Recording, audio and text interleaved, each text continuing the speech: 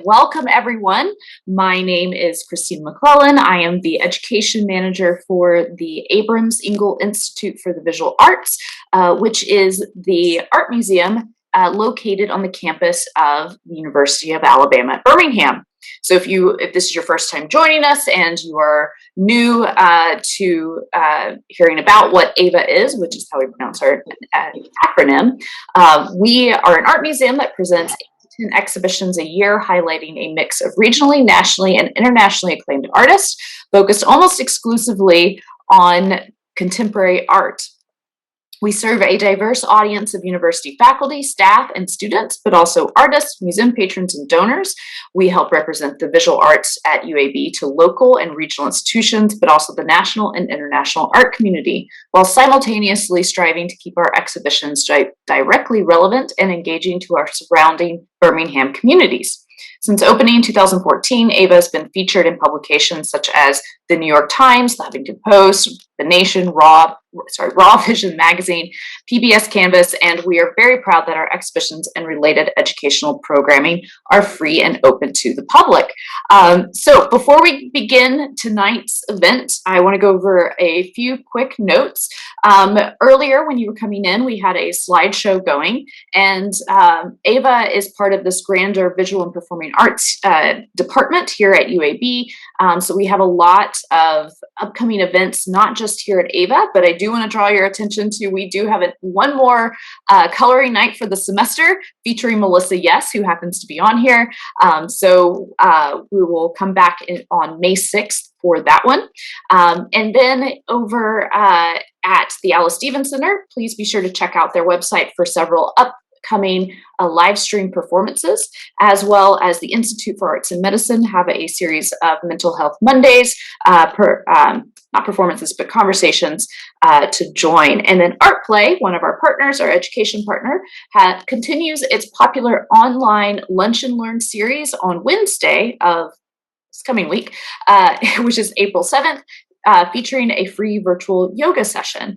Lots of great things coming up in April as well as in May, so just keep following us, our social media, and our websites for more information.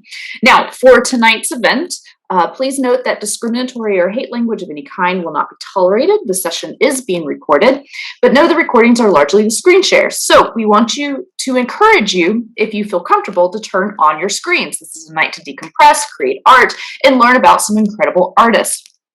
At the bottom of your screen is a chat button. As a question pops into your head, please go ahead and drop it into the chat.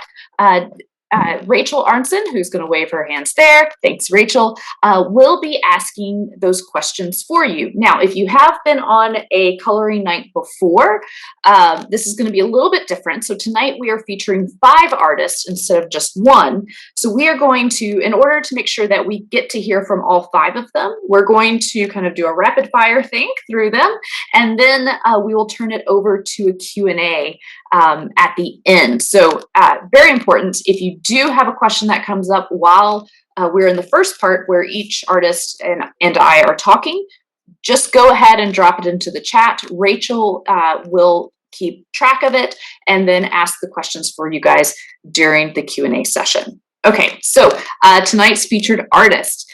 Those 8 to 10 exhibitions per year that I was telling you about when I was talking about AEIVA, 2 of them are student exhibitions. Currently on display, we have the 45th Annual Juried Student Exhibition, which I think almost all of these artists are in. But then at the end of every year in April, we do a Bachelor of Fine Arts exhibition, which features our graduating seniors from the Department of Art and Art History earning a Bachelor of Fine Arts in Studio Art.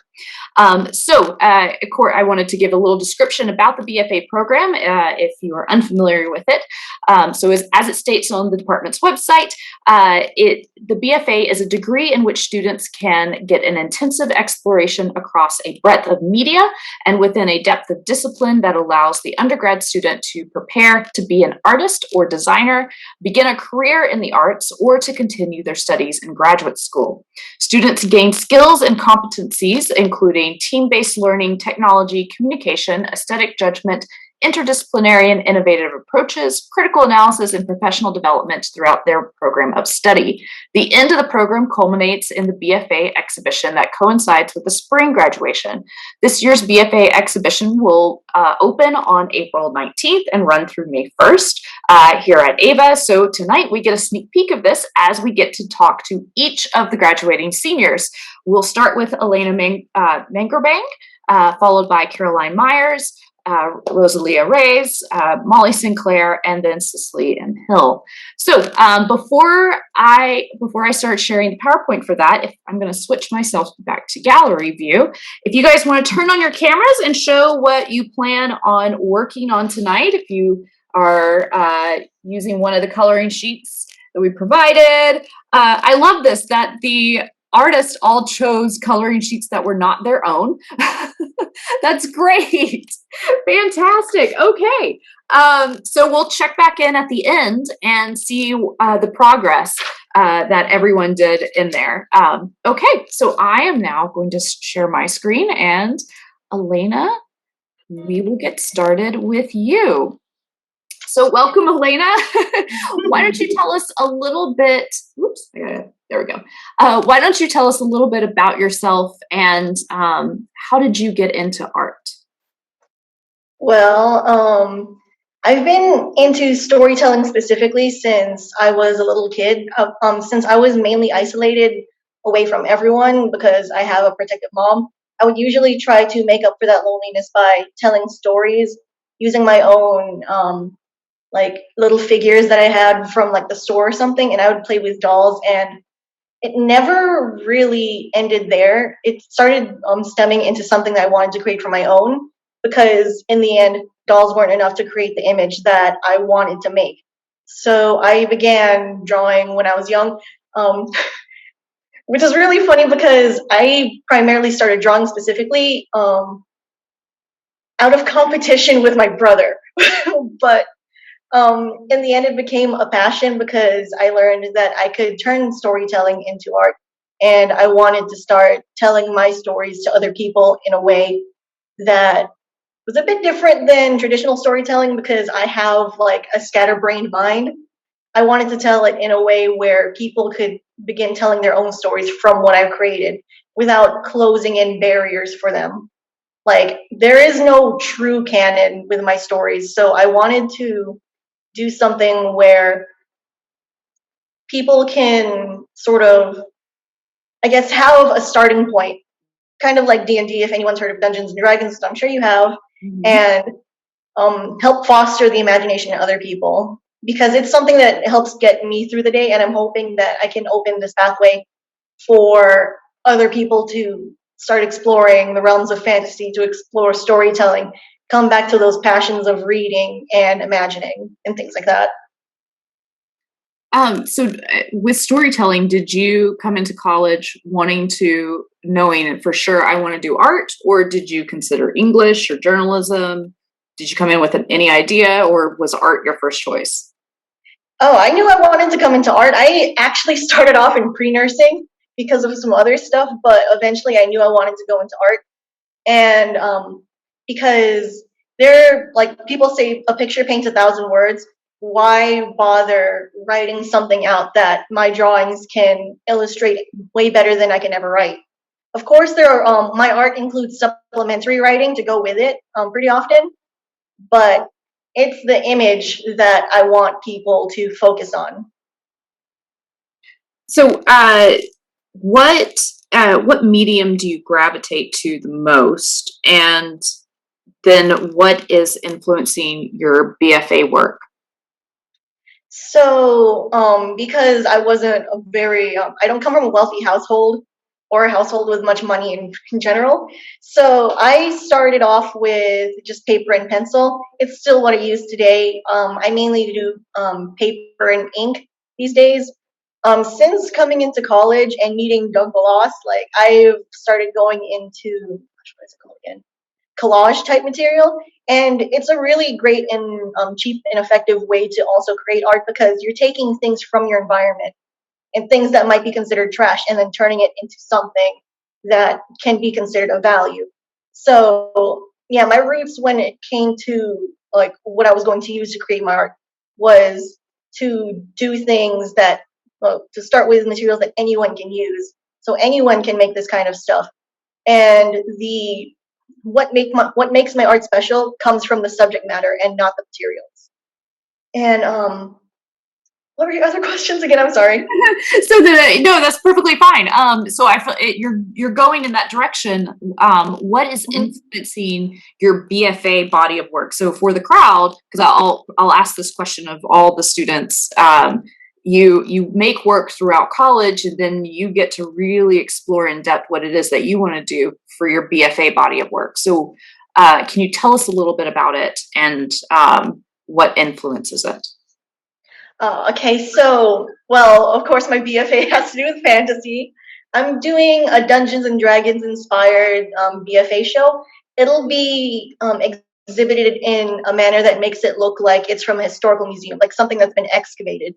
Because in the way that my own fantasy comes to life for me, I want to bring it to life for other people as well. Like, I have one of my pieces right here. This small piece right here will be showing up in my show. And like, it's just storytelling over and over again, because technically, if I'm being extremely real, I've been working on this show since I was a little kid. This is coming straight from the world that I've been cultivating since even before elementary school. And so my influences have just come straight from that, and from people like contemporary artists like Peter Draws on YouTube, also known as Peter Delete Dish, and Matu Skutnik, who's a contemporary artist. He does mainly digital type stuff, and he creates his own stories in a way that doesn't give you a single like clue into what you're doing, other than vague like little snippets of imagery that he provides for you. You make the story yourself, or you figure it out yourself, but he will provide the world for you to work with, and that's the kind of thing I've been wanting to do. So those two are definitely major influences for me throughout my childhood and now growing up. So this is a question I did not prepare the students for, but does COVID play a part in any of your work, as I'm looking at this particular piece, which I'm obsessed That with? one is that one was actually for one of Balas's projects. And I will say, outside of class projects, it has impacted my work in a way that I guess I didn't realize, because as we're trying to social distance, we're trying to think of ways to do art more safely. And because I'm a drawing focus, it doesn't affect me as much as other people, but I realize that I can begin focusing more on what's around me than trying to collect things from like stores and stuff. So I've started doing a lot more collage recently, and started looking into more eco-friendly things that I can use around the house in order to fuel my art process, rather than just going to the store, buying some paper and being done with it. That's it, creativity at its finest when you need it. So last question. Oh, go ahead. I was about to say, last question. Yes, thank you, Rachel. So last question, perfect timing. What do you plan to do after graduation? So after graduation, Doug is actually helping me out a lot. Like, I'm immediately after graduation, I'll be working as a studio hand for him over the summer, and then later on, I want to like start compiling my works into something more unified. So I want to actually create a book or create a zine that people can work with, sort of like a Pseudo Dungeons and Dragons type book or folio that they can work with, in order to fuel their own imaginations. Like, there's no actual, like, I don't like limiting myself to like, oh, what job do you want to do when you grow up or when you finish college, because it just seems so limiting to my creative process. So honestly, I'm happy with anything that gets me writing and gets me drawing. But mainly I want to work with like children and young adults type things, because I mean, that's where people are at their most imaginative state, and I don't want that to be killed off as they grow up and come into this world. And yeah, that's mainly where I'm trying to go in the future. It's great. So continuing to make art, which is important. Thank you, Elena. And so guys, if you have questions, please be sure to put them into the chat. But next up, we have Caroline Myers. Hi, Caroline. Hi. Why don't you start us off by telling us a little bit about yourself, and then also why you decided to get into art, or how you got into art. Sure. My name is Caroline. I'm originally from Mobile, so not very far away. I grew up in a very, very creative family, so I was always surrounded by art, like all the time. A lot of my family members are artists, whether it's like photography or woodworking or jewelry making, and that influenced my own love for painting eventually. And yeah, so my family's a big influence on why I love art so much. It's great. So what did you come to college wanting to study, and how did you end up in art? Or did you come to college wanting to study art, knowing that you wanted to do this? Yeah, I knew like when I was very young that I wanted to be an artist, and that is specifically why I came to UAB. I saw the work that was going on here, and I recognized how strong it was, and the professors here, and I knew that I wanted to get my BFA so I could continue and become a professional artist eventually. Great. So what medium do you gravitate towards? So we saw 2 examples of painting, and then now we've got graphite on paper. What do you gravitate towards, and why? It's a wide range of stuff. I'm often drawn towards the process of making things, so I enjoy the kind of tedious detail of putting things together, and the ballpoint pen work is a good example of that. I kind of zone out and black out and realize that I've been sitting there for 6 hours and I haven't moved. And then the other medium that I love is oil paint, and I love the texture and process of creating and building that. Just like this one here.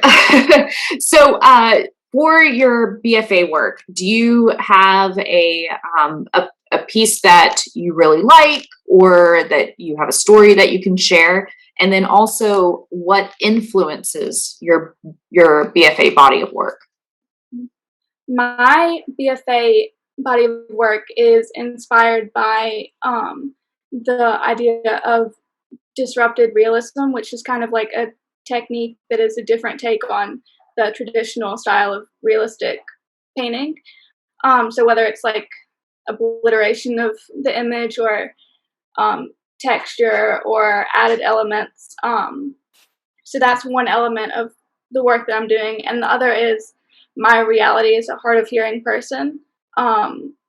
In the pandemic, everybody's wearing a mask, and you realize how much you rely on looking at people's mouths when they're talking. And when you can't do that anymore, you're focused on their hand movements and stuff like that. So I'm kind of like surrounded by the pieces right now. But I've done a lot of like double exposure works for this series that I'm really excited about. That's great. So the COVID did directly impact your BFA work. So that's great. That's a wonderful story to share, and I'm glad to now know that one behind it, because I love those type of things. So you love process. You love kind of the process of making the art. What do you plan to do after graduation? I was accepted into the New York Academy of Art summer undergraduate residency last year, and because of COVID, it was postponed. So I will be going there this summer, and I'm excited about that. It's a month-long thing, and so I'll be in New York for the summer. And then I am hearing back from graduate schools and weighing my options on that so I can get my MFA. Great. And I assume you're going for painting? Yes, yes. Great. Well, congratulations. I'm glad that residency will get to happen. and instead of it just being postponed indefinitely. So fantastic. Well, thank you, Caroline. And again, just a reminder, questions, if you have a question for Caroline, please make sure you pop it into the chat. So up next, we have Rosalia Reyes. Hi, Rose.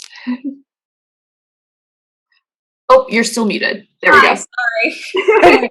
Right. Yeah. Technology. So welcome. Tell us a little bit about yourself and how you got into art. Hi. So yeah, the PowerPoint just shows like a little bit of like stuff from the, it's not too many slides because I didn't want to give too much away from the exhibition. So yeah, my name is Rosalia Victoria Reyes, and my family's from South America, and that actually has influenced a lot of my art. Like in this one, you can see my mother towards the left in her wedding gown, and then I'm like in a communion dress towards the lower box. It's and I used, my family's from Ecuador, which is right above Peru. And that's where the Incas were, originally around the Andes Mountains. And so I'm incorporating the mythology with my own family stories, and that's what my work's about. Have you always, when did you start doing art? I guess is the best question. I was in 5th grade, and I finally started to like art museums. My mom always took me against my will. And then I finally started liking them. And I begged her to buy me this sketchbook that was really pretty from the, it was in the Atlanta Art Museum. And I just started drawing in that every day, and just been drawing since. And I really have an affinity more for animals specifically. So has that influence of the Incas always been there, or is that just for your BFA work? That really just kind of began towards the BFA show, because my work was always a little scattered and I didn't know what direction really to take it in. And I thought maybe it'd be best to look into myself kind of thing and see how I can relate these stories in the more broader audience kind of way. So, everyone have a story of a single mother, and she's amazing. And so I'm trying to like celebrate her in this piece. And lately, everyone's thinking of death, which is not great. But I think there's also a beautiful thing about it. And that's kind of this is, these aren't finished, but they're almost finished. But one is actually finished. The other, But so also having grown up in South America, the Incas have a lot of emphasis on the animals as kind of this, having this kind of mystic power and prevalence, particularly within all the myths and such. So is that what drew you, really liking animals? Was that what drew you into? I mean, I definitely chose the myths that had more animals in them. Like I had a whole textbook. I was like, all right, I know some of these already, but I really need to study all this. I've read like 3 books: The Greek Mythology, Paul Steele, The Rites and Rituals of the Inca, Cristobal de Molina. And that one I read actually some of it in Spanish in the original, because I'm household Spanish is what I'm calling it, but I do have a minor in Spanish, and I'm gradually becoming 100% fluent with my mom. There's a lot of things growing up here in America that I missed. And I feel like I'm trying to like regain it in that way through this work. Because I might be fair hair, fair skin, but both of my parents were from South America. Well, it's great that it's coming out in your work. So with that, we've already talked about the BFA portion. What medium are you most drawn to? Oops, and I'll put this in. Yeah, that's like a longer description if you guys want to read it. Sorry, what was the question again? What medium are you most drawn to? Definitely drawing. Color. I love color pencils so much. I mean, they were always readily available And I think that's why I really got into them. I love color. In college, I did really get into photography and printmaking. And I'm trying to use the printmaking here to complement more of the drawing elements. So definitely drawing. So what do you plan to do after graduation? After graduation, I am taking a year off. I do want to apply for grad school this fall, but I wasn't sure with COVID and everything. I want to go like not wearing a mask to school, but I wanted to graduate this semester too. I also wanted to take a year off to really brand myself and, have a business card, figure out all those publishing, sponsoring, anything like that, apply to residencies, grants. I feel like sometimes in school you're busy doing this and that, and I really just want to explore what is out there for me. And I know there's lots. People sometimes think there's not much, but there is lots of things you can do. You just have to work hard like any other job. Absolutely. And there's a lot that you can do with an art degree. I know most people think you're just going to be an artist or an art teacher and then that's it. But there's a lot more out there than just those two. Well, thank you, Rose. Thank you so much. And again, I'm going to keep reminding you guys after each one, if you have a question for Rose, be sure to drop that into the chat. So next up, we have Molly Sinclair. Hello. Hi. So welcome. Why don't you tell us a little bit about yourself and why you, or how, sorry, I always say why, but I mean how did you get into art? So I grew up in Trustful, Alabama, been in Alabama all my life, and I drew some when I was younger, but I didn't really think it was going to be something that I was going to pursue. I mean, since I am like more photography based, I always saw like Nat Geo magazines and had the cliche idea like I want to be a Nat Geo photographer one day, and I didn't really hold on to that much until I got into high school and they placed me in an art class, and I hadn't signed up for it. It was just what they had available, and then I stayed in art all throughout high school, and I really grew to love it. And I bought my first DSLR camera, and I thought I was going to start with wildlife, but then I kind of grew more into portrait photography and really like capturing people's essence and like the idea I'm trying to convey through the photos. Because I was always like with drawing, I was always leaning more towards realism, and so I found that like photography was really nice kind of medium for me because I could get exactly what I wanted in the photo. Yes, a lot. So your medium that you're most drawn to obviously is photography.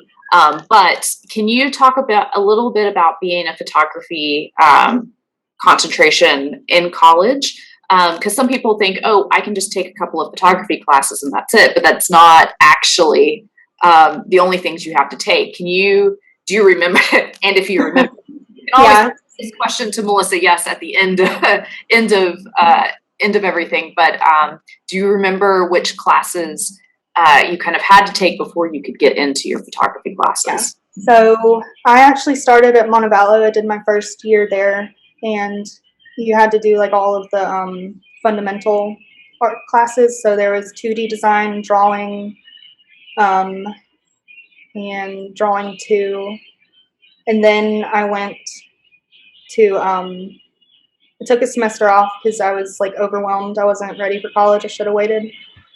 And I went into nursing, and then I decided, no, I want to be an artist. So I came back to UAB and started back. And so the classes I had to take, I had to finish my fundamental courses. So that was 4D design, 3D design.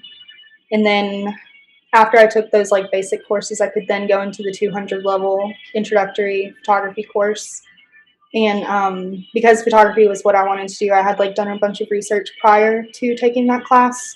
So I was like more familiar. But yeah, I think people think like photographers in college don't involve themselves in like other aspects of art. But so far, all the photographers that I've had classes with, they all go into different mediums as well. I think they kind of complement each other. So with that, you said you were initially inspired to get into photography by National Geographic and landscapes, animals, that sort of thing. But can you talk about your BFA in particular, and how you've landed on that? I can see mostly people, but I know there's other things involved in there. But why you've gone away from what you were originally inspired by? I think because with wildlife photography and landscape, I couldn't kind of like wrap my head around how to make it artistic. And so then that's when I went into portrait, and I really enjoyed that. And I had like conceptual photographers that I enjoyed.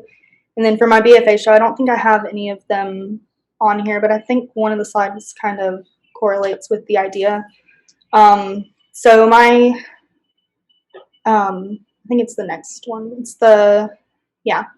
So growing up, I just have all these memories of like wanting to grow up and like have all these responsibilities. And then when I became an adult and I had to like pay for my own bills and move into my own place, I just kind of wanted to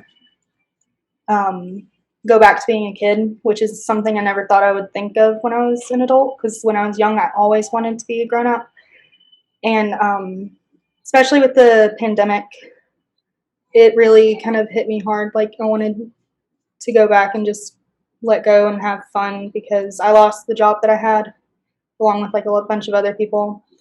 And so for my show, I'm going back to like different memories that I can vividly remember from being a child. So like I feel like a lot of kids have a picture of them and their siblings, or just them in like a bathtub with bubbles and playing in the mud and tea parties and all these like creative things that children do that kind of like stay with you as you grow up. So my BFA is focused on like kind of recapturing those memories in a way where you're longing to be child again. And then, so the last 3 images, when the pandemic hit, I wasn't shooting people, and so I kind of went more documentary style. And so the other 2 were from a house that my dad and his brothers share in Highland Home, and they would take us there during the summer and during the weekends, and we would do field trials with my dad.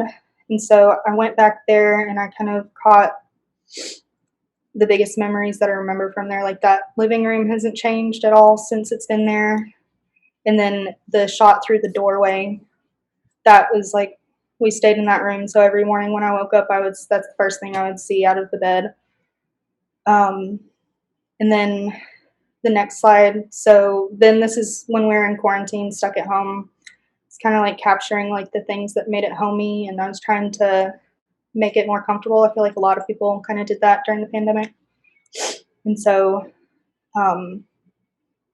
then when I felt more comfortable being around people, that's when I started working on my BFA work. And then I also enjoy like kind of more of like the commercial route, like this, like stylized portraits. So I kind of don't necessarily have like a super heavy focus on one subject matter, but definitely usually incorporating portraits. So why did you shift to portraits? Why are you drawn to it? I think, I don't know, I just really admire like the way people look. And so like being able to capture that and then pose them and have like costume set up. And then I really enjoyed like more cinematic kind of movies and like the styling and camera work that goes into them. And I just feel like you can, or at least for me, I can like grab more emotion through portraits than I can other subject matter. And then with that, what do you plan to do after graduation? So I initially was going to go straight into grad school, but I want to go and visit different grad schools that I'm interested in and see their department. And with COVID being a thing right now, I just haven't been able to do that. And so I'm going to take at least a year off, and I'm going to apply for residencies and work on more work and try to like build my resume and CV and apply for shows. And then I'm applying for some teaching positions as well, because I feel like if I didn't have my teacher in high school, like that first day in class, I probably wouldn't be doing what I'm doing now. And so I kind of want others to be able to experience that, like help them find what they want to do. Teaching really is a passion, and that's really great that you're willing to share your talents with the next generation. Well, thank you, Molly, and I can't wait to see what everyone's going to be doing. But we have one last BFA student, Cece. Hi, Cece. Oh, you're muted. Okay. Hello. Wow. So Cece, tell us a little bit about yourself and how you got into art. So I've always been into art. The first time I went to school, I went in to be a veterinarian, and so I have an animal science degree. But I took 2 art classes while I was there and just absolutely fell in love. I always drew anyway, but I didn't discover my love until junior year, and my mom was like, "You absolutely cannot change majors at this point." So I kind of tabled it, and so I have been working in my chosen field with animals, and I've been enjoying that. But once I kind of came to UAB, and they said, "Oh, you can go to school," and I was like, "Cool!" And so I decided to pick it back up again, just to see where it would take me. I originally just wanted to learn new techniques, new materials, because I had been drawing for so long, and it was just pen and paper. I wanted to see what else was out there. So which medium did you really start with when you were younger and first getting into art, and where have you kind of landed on as your medium of choice? So when I was younger, it was mostly colored pencils, ink, nothing fantastic. Never really picked up a paintbrush, just pencil mostly. And as I got into college, I started to play with the medium, and I really like the way graphite and watercolors come together. I have recently just got a new set of watercolors, and I'm in love with them right now.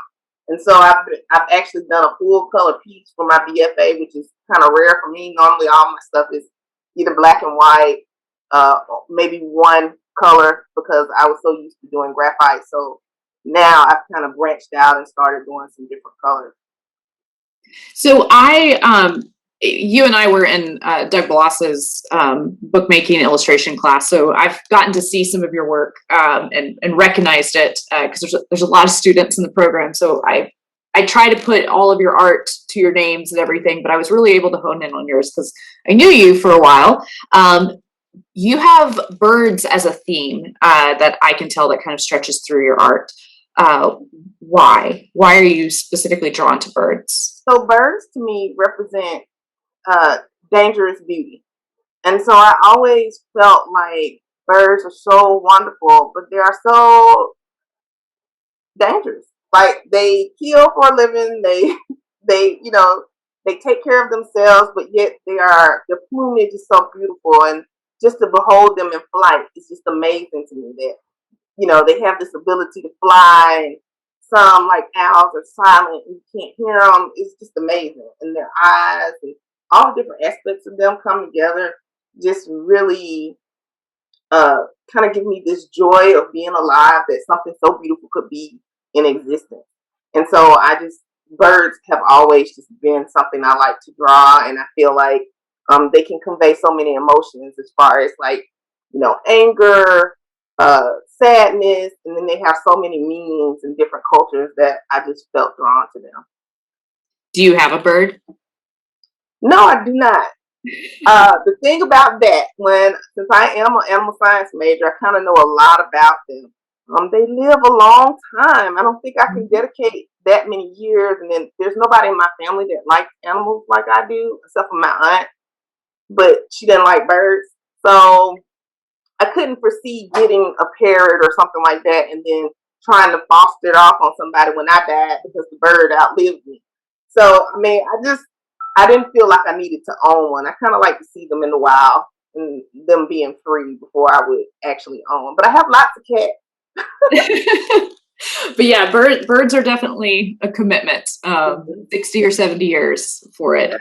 But yes, yeah. Great. Well, so what is your BFA body of work about? Okay, so my BFA body of work really didn't come to existence until pretty much COVID and just all the protests and the Black Lives Matter movement. I kind of was just, bouncing along, draw a bird here, draw a bird there. I didn't really have a theme or direction, like a lot of people had. A lot of people, just like Elena has the fantasy. I didn't have a particular thing, and as COVID proceeded and as we saw more and more protests, I would dream about it. Like I would just dream about these images, and I felt like they needed to be drawn, and so um, that's where my focus has been. It's just the feelings and the the attitude and the irateness and all the different emotions that I was going through every time I saw a new news report. It was the way that it came out, and I couldn't kind of write it down, so it came out in my drawing. And then, so you will still have some of the birds, and then you're switching to this kind of more theme based on current events. What do you plan to do after graduation?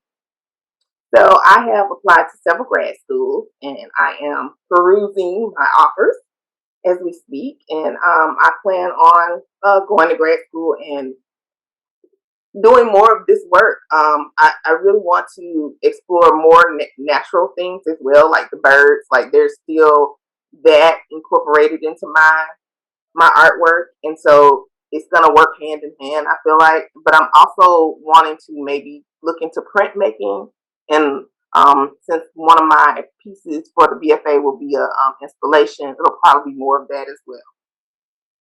Great. Cool. Well, thank you. I'm going to stop my screen share here and then turn it over to Rachel. Do we have anything in the chat? I don't think we have any questions yet. So for the group, if you could show your artwork anywhere, where would you show it? Like, is there a dream museum or gallery that you would love to show with? I don't necessarily have one. I just want to go to Japan. Like if I could just go, and I go to any museum in Japan, it would be just like fun. Yeah, you're definitely Doug Bloss's student. Yeah, I don't have a particular place, but I've always wanted to go to Australia, so I think if I had the opportunity to show there, that would be really amazing. I mean, same personally, because I would much rather prioritize like not showing, but having my illustration shown in like children's books or young adults books, or things like Dungeons and Dragons type manuals and stuff.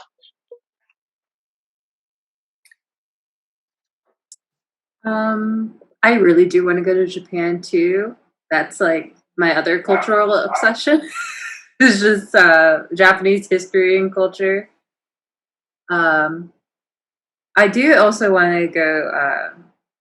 I know Ecuador so well, but I do want to explore more of South America. I've been to Ecuador like I lost count. I spent a lot of summers there. We do have a question in the chat now. What other artists have inspired each of the BFA graduates? Oh, so for me, it's Kiki Smith, Ada Appleberg, and Chiharu Shota. So the one lady she has some birds. Ada Appleberg has the Birds of America currently, and then Chiharu Shota has the strings and giant installations with thread, and I was just like fascinated by.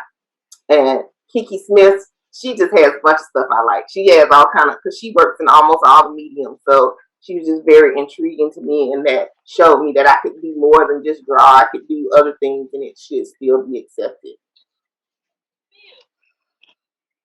I would say, as far as like what I'm working on now, Sally Mann, because she She always photographed her children and like what they were doing in their summer home. And then as far as like stylistically wise, I would say Mark Harless kind of inspired me to be more conceptual with portraiture, because he's a conceptual artist. So like going beyond just taking the picture and like making the image kind of mean more than what you initially see. Yeah, I mentioned them earlier, but Peter Draws and Mateusz Skutnik. I had explained more about Mateusz than I had Peter. So essentially, Peter is more of a abstract artist than anything, and his subject matter is really complicated and all that stuff. Not in the way that the subject itself is complicated, but in the way he presents it. And I really took from that because he was just like, a line can be whatever you want it to be. You don't have to be perfect. You can redefine anything as you want it to be because you're the artist. So it helped me come out of this really depressing perfectionism and go into something that I enjoyed much more.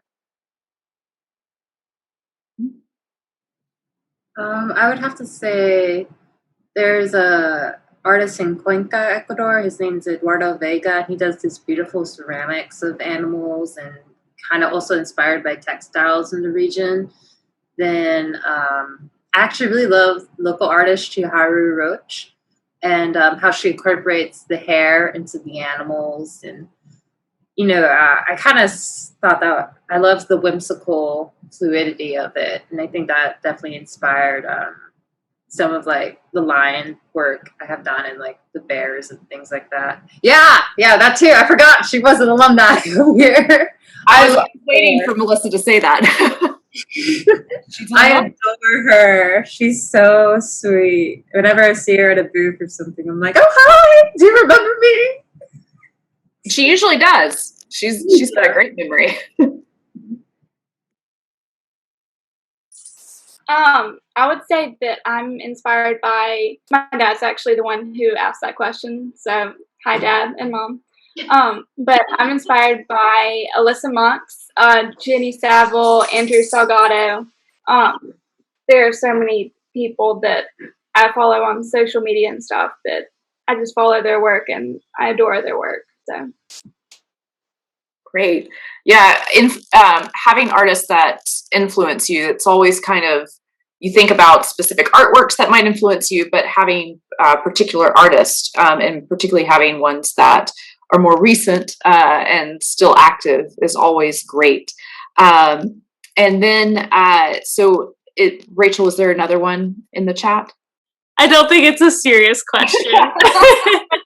That's my roommate. I can't see the chat right now, so it's like it's buried under the PowerPoint presentation, so I can't actually see it. I can see it. I apologize for all my people. We love all your people. We do. We absolutely do. And then, so I have a question then, before Melissa asks it. What has been your favorite experience and or class at UAB? And I'm not going to ask who your favorite professor is since several of them are on. Well, mine's kind of obvious. Well, it might be obvious, but I really enjoyed book arts. Well, there's two. So I really enjoyed book arts and collage because just like, I mean, there's skills that aren't really talked about in the art world and stuff because, I don't know, like fiber arts and paper arts are for some reason looked down upon by like a lot of people, and a lot of people don't, well, a lot of people I've talked about or well, a lot of people I've talked to and a lot of people I've like seen don't consider it to be like something important, but like it's something that's been around since like even the beginnings of art. So it's just like, yep. I would second that. Book arts was like one of my absolute favorite classes that I've taken. So I didn't have the opportunity to take book arts, but I took the hybrid materials course, and I feel like that helped me try to like think more artistically and like fine art with my work, and I really enjoyed that because I pushed kind of out of my comfort zone and did more alternative photography processes and mixed medium work. So that was a really nice class to take.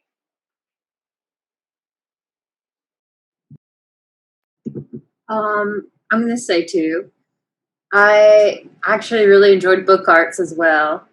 I loved being able to take something and, you can wrap up your own artwork and deliver it to someone in a way that's very legible for them. And they're like, oh, I understand this format. This is my dog, Lily.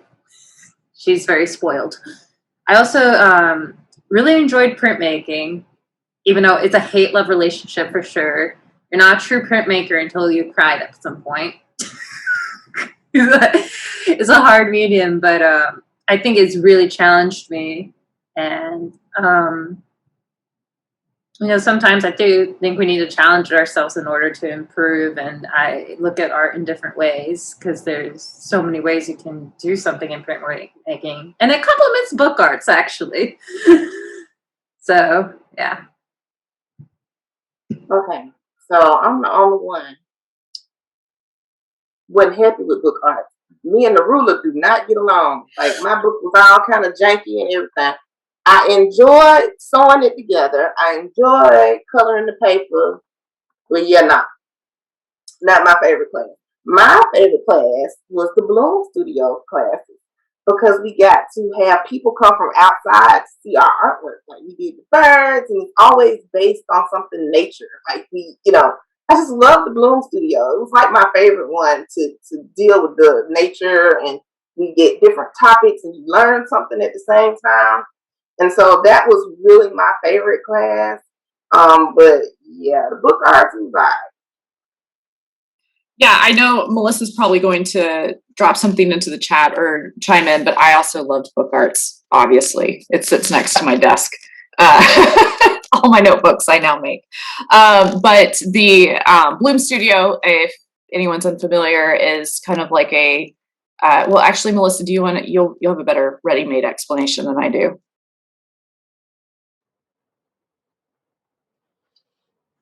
Yes, absolutely. Pardon me. I'm eating some dried mango right now, so I got a little bit going on. So I put a link to Bloom Studio in the chat. It's actually on Doug Barrett's website. The two Dougs lead Bloom Studio, Doug Barrett and Doug Balas. It's really incredible because you get to work on projects that actually get put to use in the community, which is a really big deal especially for an undergraduate student. It's like before you've launched your professional career, you get to do some stuff that actually has an impact in the world. Like, that's major. So I love what the Dougs and all the students who've been involved in Bloom Studio are doing. And I'll say also, so I am an alumnus of this program, or an alumna. And I didn't participate in Bloom Studio because I was a sculptor and I didn't know what a computer was in relation to art at that point in time, which is funny if you know me now. But I did take book arts, and I will say, Doug Balas, that was also one of my favorite classes as an object maker. I liked thinking about the book as an object. So this is me plugging. If you didn't see it in the chat, Doug Balas is teaching book arts in the fall of 2021. So if you're a student and you're on the chat now, this is your chance to go ahead and put that on your list for your classes. And also, if we didn't say it before, Melissa, yes, is our program coordinator for the Department of Art and Art History. And dried mango eater extraordinaire. Great. Okay. Well, thank you guys so much. I am going to remove the spotlight from everybody so that way I can go back to grid view. And if you guys have been following along and working on a art project, and give me 1 second and we will all turn on our cameras and show that to the crowd. Let me get to gallery view. I cheated. Obviously, I've not been working on it but I did get to do a little bit before we started. Oh, wonderful. That's Go ahead, Christina. Thank you. Yay. And I also love that everybody chose something that someone else had made from our artist. Great, thank you guys. If you have Instagram or Facebook, feel free to share when you're done, or when done is beautiful, whenever you think that is. Go ahead and share it on Instagram and tag us at AEIVA UAB, AEIVA UAB. Yes, thank you, Rachel. And then be sure to also tag the Department of Art and Art History. Thank you, Melissa. UAB DAAH, Department of Art and Art History. So be sure to tag us, and then you can tag us on Facebook as well, and we'll help reshare those. So thank you guys, and thank you to our students. I want to say that our Caroline, your cat, our Bachelor of Fine Arts exhibition reception will be online this year. Be sure to register for that. That will be going up on our website and the Department of Art and Art History website soon. And that is on April 29th, which is a Thursday. And I believe it's at 6 o'clock. It's either 6 or 7, but I think it's 6. So be sure to check back for that. And we can't wait to see all the wonderful work go into the gallery. So thank you guys. Thank you, and have a good night. And thank you all for joining us.